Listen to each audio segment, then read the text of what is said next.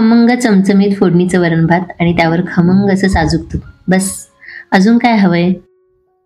नमस्कार मैत्रिणींनो, सुप्रियाज किचनमध्ये आपले स्वागत आहे. आज आपण खमंग चमचमीत फोडणीच्या वरणाची रेसिपी बघणार आहोत.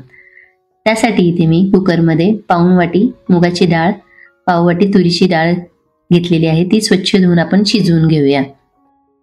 डाळ शिजलेली आहे, स्मॅशरने स्मॅश करून घेऊया आणि या वरणाला आपण आता छान फोडणी देऊया. फोडणी देण्यासाठी कढईमध्ये 2 चमचे तेल घालून त्यामध्ये 1 चमचा मोहरी चांगली तडतड वाजून द्यायची आणि मग त्याच्यामध्ये 2 चमचे जिरे आणि कढीपत्ता घालून फोडणी देऊया. बघा मस्त फोडणी बसलेली आहे. आता याच्यामध्ये आपण 3 ते 4 हिरव्या मिरच्या बारीक चिरून घालूया आणि 2 चमचे लसूण खोबरं आणि थोडीशी कोथिंबीर जाडसर बारीक केलेली ती घालूया. 1 चमचा हळद, थोडीशी कोथिंबीर आणि चवीप्रमाणे मीठ घालून 1 मिनिटभर परतून घेऊया आणि शिजलेली डाळ त्याच्यामध्ये घालूया.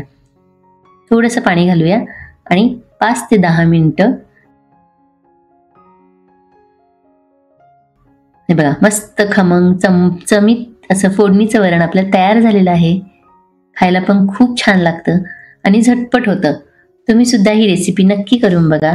तुम्हाला माझी रेसिपी आवडली असेल तर माझ्या चॅनलला लाईक, शेअर आणि सबस्क्राईब करायला विसरू नका. थँक्यू.